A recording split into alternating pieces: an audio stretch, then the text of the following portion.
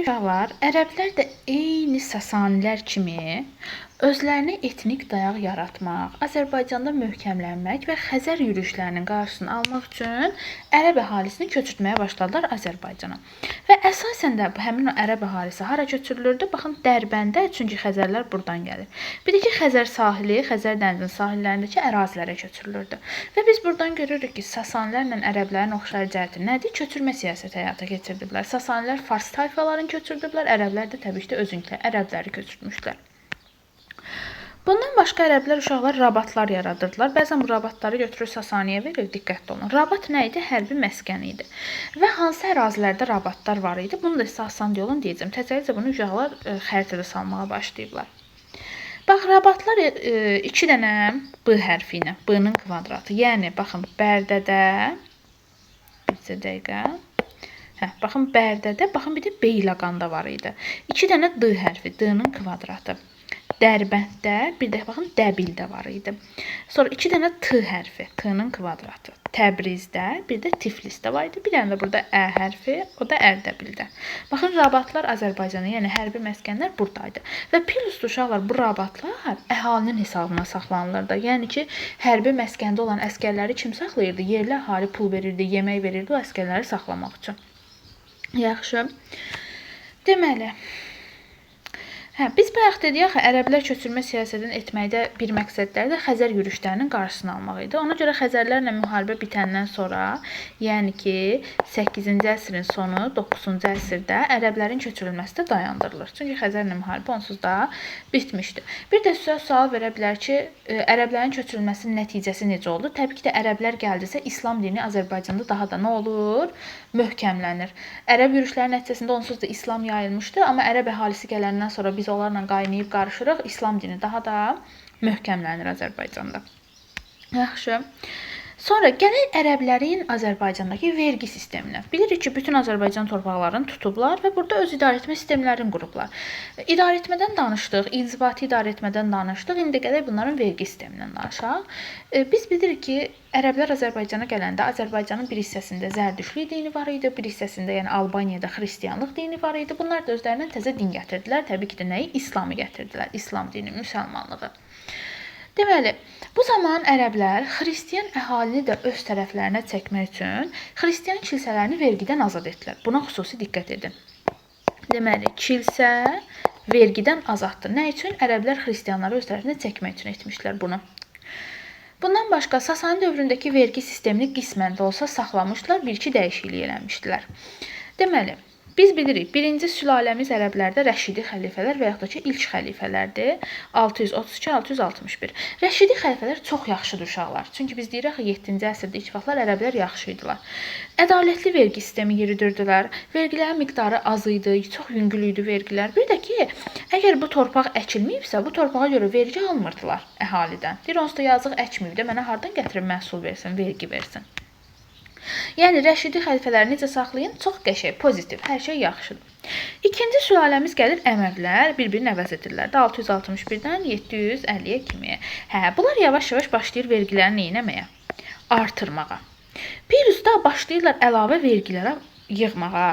Məsələn, meyvə bağlarına görə deyirlər, meyvə bağın varsa əlavə vergi ver mənə. Sənətkar emalatxanaların varsa, sənətkar evlərin varsa əlavə vergi ver mənə. Yəni, əlavə vergi Ə hərfi ilə yadda saxlayın, Əməvidədir. Plus da ki, bunlar 725-ci ildə əhalini siyahıya aldılar. Yaxşı, Əməvilər bir də nə edilər? Əhalini siyahıya aldılar. Bu da Sasanilərlə oxşayacaqdır. Çünki Sasanilər də birinci mərzibanlıq dövründə əhalini nə etmişdilər? Siyahıya almışdılar. Bu belə.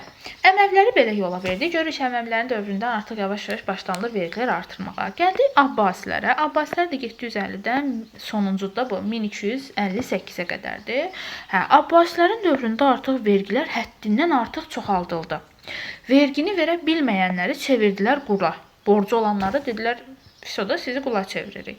Bundan başqa da Dedi, burada vergilər torpağa görə alınır. Əgər sən torpağı əkib becərməyibsənsə, mənə aidiyyatı yoxdur. Sən gətirib onun pulunu mənə eləməlisən, verməlisən. Məhsuluna mənə vergi verməlisən.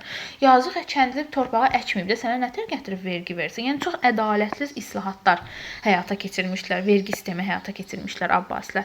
Və biz burada fərqi görürük. İlk xəlifələrdə torpaq əkib becərilməyibsə, vergi alınmırdı. Amma Abbasilərdə fərqi yox idi. Əkibsən, əkməyibsən, sən gətirib mənə dövlətə vergini, ərəblərə vergini verməli idi. Yaxşı, yəni ən pis vergi sistemi Abbasilərdə idi. Deməli, uşaqlar, gəldik ərəblərin dövründə istifadə olunan vergi növlərinə. Həmişə vergi ilə torpağı qarışdırmayın, uşaqlar. Vergi alınır, torpaq isə verilir. Yaxşı, testlərdə xüsusilə qarışdırmayıb. Deməli, birinci vergimiz xərac idi. Xərac nə idi, uşaqlar? Torpaq vergisi idi. Kəndli torpağı əkib becərirdi, feodaldan al baxı torpağı. O əkib becərdiyi torpaqdan aldığı məhsulun bir hissəsini feodala vergi kimi verirdi. Nə ilə alınırdı? Məhsulla. Məhsulla alındığına görə necə vergi idi bu? Natural vergi idi. Sasanilərdə bəs nə idi? Torpaq vergisi. Orada xaraq idi. Görürsünüz, oxşarlıq var. Bunu necə yadda saxlayırsınız? Xaraq Sasanidir, ə hərfi ilə. Xərac ə hərfi ilə yadda saxlayın. Ərəbin əsi, xəracın əsi. Ərəbdir. İkinci vergimiz cizyə idi. Cizyə nə idi? Can vergisi idi. Hansı ki, müsəlman olmayanlar bu vergini neyirdilər? Müsəlman olmayan kişilər bu vergini ödəyirdilər. Pirusdakı müsəlman olmayan kişilər orduya getməmək müqabilində. Məsələn, orduya getmirdilər, bunun əvəzində neyirdilər? Vergi ödəyirdilər dövlətə. Bu da pulla ödənilirdi. Can vergisi həmişə pulla ödənilir. Yenə də baxın, Sasanilərdə də can vergisi var idi. Orada gezit idi. Bunu necə yadda saxlayırsınız? Yenə ə hərfi köməyimizə çatır. Cizyənin əsi, ərəbin əsi. Yaxşı, gezit Sasanidə cizyə ə hərfi ilə yadda saxlayın, ərəbdədir. Sonra vergimiz xüms idi. Xüms isə uşaqlar müsəlman əhalidən alınırdı. Daşına bilən əmlaka görə alınan vergi idi. Məsələn, necə müasir dövrümüzdə torpağa görə vergi ödəyirik, evimizə görə vergi ödəyirik, düzdür, əkin sahəmizə görə vergi ödəmirik dövlətə. Bu da elə bir şey. Daşına bilən əmlaka görə ödənilirdi və yaxud da ki, müxtəlif qənimət növlərinə görə, müxtəlif mülkiyyətlərə görə, məsələn, evə görə, həyətə görə, torpağa görə dövlətə ödənilən vergi idi, xüms. Sonra ikinci vergimiz zəkat idi. Digər adı sədəqədir. Bunu məncə eşidərsiniz. Hansı ki, maldarlardan, yəni varlılardan, tacirlərdən, sənətkarlardan alınırdı bu vergi. Kimlərə verilirdi? Əlillərə, şikəstlərə, kasıblara, işləyə bilməyənlərə verilirdi. Ehtiyacı olan insanlara verilirdi. Fitrəni də məncə müasir dövrümüzdə eşidərsiniz. Hansı ki, Ramazan bayramında fitrə çıxardıb əlillə, kasıba, küsuba verirlərə. Baxın, həmin vergi də fitrə idi. Bunlar nə oldu? Vergilər. Qəti qarışdırmayın vergiləri. Sonra gəldik ərəblərin dövründəki torpaq mülkiyyət formalarına. Birinci torpaq mülkiyyət formamız divan idi. Adından da göründü ki, divan. Kimlərə məxsusdur bu torpaqlar? Dövlətə məxsus torpaqlar idi. Dövlətin öz torpaqları idi və buradan gəlirdi, birbaşa hara gedirdi? Xəzinəyə. Yəni dövlətə gedirdi. İkinci torpağımız iqta idi. İqta hərbi xidmətə görə hərbiçilərə verilirdi. Məsələn, müasir dövrümüzdə hərbiçilərə hərbi xidmətə görə nə verilir? Pul verilirdisə, o dövrdə torpaq verilirdi. Və iqtanın da daha çox şərti olurdu. Yəni, dövlətə məxsusdur. Sadəcə hərbiçi bundan işlədiyi müddətdə istifadə edə bilər. İşdən çıxdı, bu torpaq təzədən kimə keçir? Dövlətin ixtiyarına keçir. Amma buna baxmayaraq, iqtanın 2 dənə forması var idi, uşaqlar. Bir, bağışlanan iqta. Əgər bu iqta bağışlanıbsa sənə, sən bunu irsən keçirdə bilərsən. Nəsildən nəslə keçirdə bilərsən. Yəni, oğlun da bu torpaqdan istifadə edə bilər. Nə bilim, qızın da istifadə edə bilər. Bir də var idi, icarəyə verilən iqta. İcarəyə verilən iqta nədir? Yəni, icarə nə deməkdir, uşaqlar? Kirayə verilirdi bu torpaqda. Yəni, işlədiyi müddətdə bu torpaqdan istifadə edə bilərdi. Ona görə biz iqtanı daha çox nə deyirik? Şərti torpaq deyirik. Sonra mülk. Mülk feodalların irsi torpağı idi. Yəni ki, feodallar, sahibkarlar var idi. Onların özlərinə məxsus, görürsünüz, irsi, şəxsi torpaqları idi. İstədikləri kimi bu torpaqdan istifadə edə bilərdilər, sata da bilərdilər, bağışlaya da bilərdilər, necə istəyirlər istifadə edə bilərdilər də. Bu mülkün sahibi də malik adlanırdı, malik. Yəni kimin mülk torpağı varsa o şəxsə malik deyirdilər. Sonra 4-cü torpağımız vəqf idi. Vəqf dini idarələrə, nə bilim məscidlərə, mədrəsələrə məxsus torpaqlar idi. Ruhanilərə, mollalara məxsus torpaqlar idi. Bunlar satılıb alınıb bilməz, yəni satılıb, alınıb, bağışlana bilməzdi bu torpaqlar.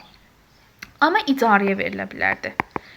İcarə yəni kirayə verə bilərdilər kiməsə, oradan əldə etdikləri gəlirlə dolana bilərdilər. Yəni satıb alıb bağışlaya bilməzdilər. Sonra sonuncu da icma idi. Bu da kəndlilərə məxsus idi. Yəni kəndli bu torpağı əkib becərirdi, amma bu torpağın sahibi kim idi? Təbii ki də dövlət idi. Yəni kəndlinin öz mülkiyyəti deyildi. Amma ən ağır vergini də uşaqlar bax icmadakı kəndlilər verirdi. Çünki onlar dövlətin torpağını əkib becərirdilər, əldə etdikləri məhsulun yarısını dövlətə vergi kimi verirdilər. Yaxşı. Bir dənə burada iqta ilə mülkə baxaq. Baxın, iqta Sasanilərin dövründə də var. Sasanilərin dövründə hərbi xidmətə görə verilən torpaqlar xostak idi. İrsi torpaqlar isə Sasanilərdə dastakert idi. Əgər əcaib adlar, bax görürsünüz xostak, dastakert, əcaibdir də bunlar. Bunlar varsa Sasaniyə aiddir. Yox, iqta, mülk varsa bu ərəblərə aiddir. Yaxşı.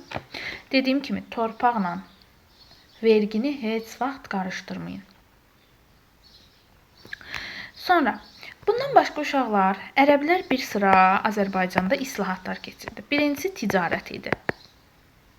Ticarət islahatı. Nə etmişdilər onlar? Bir dəqiqə. Hansı ki, xaricdən gələn tacirlərdən 10% gömrük vergisi alırdılar. Bizim öz yerli tacirlərimizdən isə 5% gömrük vergisi alırdılar. Yəni ticarəti inkişaf etdirmişlər. İkinci islahatları pul islahatı idi. Hansı ki, köhnə pullar var idi. O pulları nə etmişdilər? Sıradan çıxartmışlar, yeni pullar kəsməyə başlamışdılar. Yaxşı. Bu iki islahat ərəblərə aiddir. Bunu yadda saxlayın. Sonra İslam dinindən danışaq. Biz bilirik ki, 7-ci əsrdə ərəb gələndə ölkədə yeni bir din, İslam dini yarandı və İslam dininin yayılması ilə uşaqlar 7-ci əsrdə Azərbaycan xalqı, Azərbaycan xalqı nə oldu? Formalaşması prosesi başa çatdı. Biz bilirik ki, xalqın formalaşması prosesi haçan başlamışdı?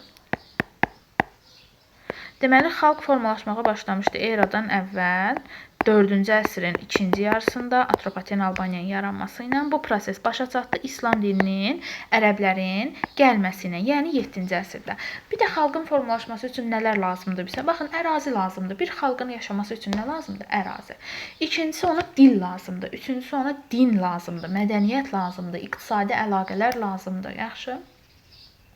İslamın yayılmasından danışsaq, xəritədə ilə göstərək. Biz bilirik ki, həmin dövrdə şimalda, yəni Albaniya ərazisinin bu dağlıq hissələrində falan xristianlıq hökm sürürdü. Yəni İslam Azərbaycana gələndə, şimala gələndə bu xristianlar burada olduğuna görə biraz çətin yayıldı. Cənubda isə çox rahatlıqla yayılmışdı İslam dini. Yaxşı. Cənubda bir dənə Ərdəbil idi, şimalda isə bir dənə Bərdə idi. Bunlar İslamın yayılmasına biraz çox ciddi müqavimət göstərmişdilər bu iki ərazi. Yaxşı. Qalan ərazilərdə isə yavaş-yavaş İslam dini yayılmağa başlamışdı.